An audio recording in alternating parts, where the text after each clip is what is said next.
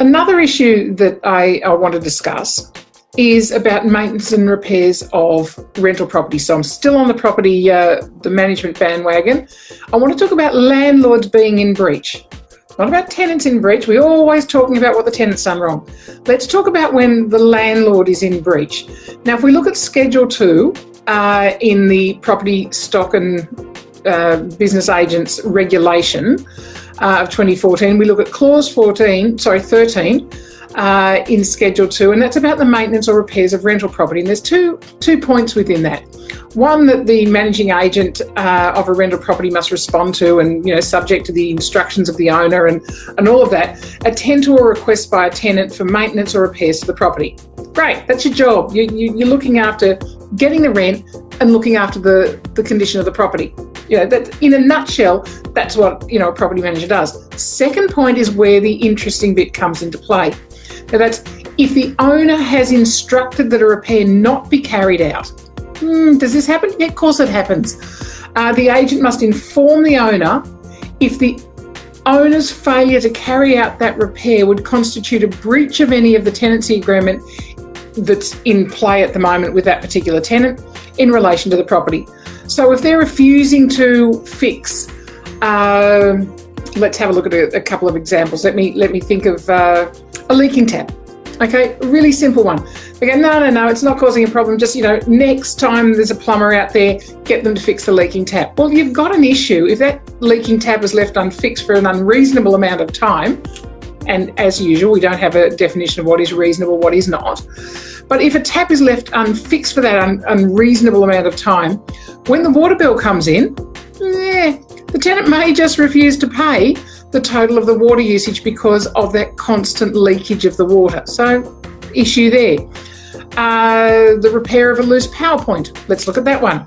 Should it be repaired without, it should actually be repaired without delay, because it has the potential to become hazardous. Whilst, in and of itself, you may not consider a loose power point to be an urgent repair, it has the capacity to be a fault, to cause the premises to be unsafe, and cause perhaps damage to the premises. It then becomes obviously classified as an urgent repair. I mean, there are so many other examples of repairs that can ultimately make a property unsafe for a tenant. It's important that as agents you look at the foreseeability of this, and it's all about that foreseeability. Is it foreseeable that that it's not safe for somebody to live in those premises?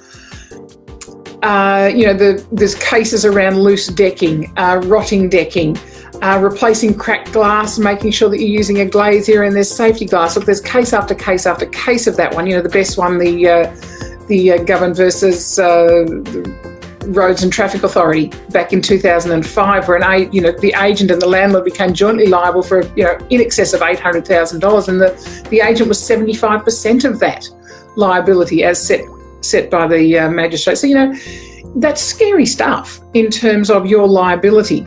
So it is about, if the owner's saying no, you need to notify them in writing that they are in breach of the legislation in terms of the residential tenancy agreement. It's just not good enough to say, oh yeah, we told the owner and they said no. You're still liable in here. So you need to keep forcing down that path of saying, this is not reasonable, you are in breach, this is where you're at. I mean, and have that discussion with your landlord to take them to their next level of what is safe and what is unsafe.